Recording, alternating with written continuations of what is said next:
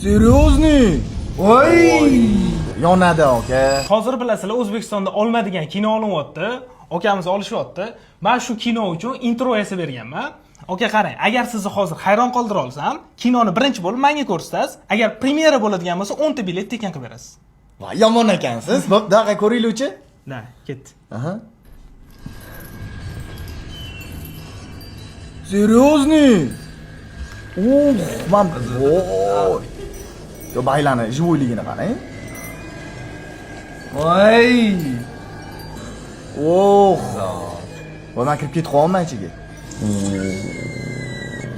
Oka, ay mashina qilib tashyaptimi? Voy! Voy!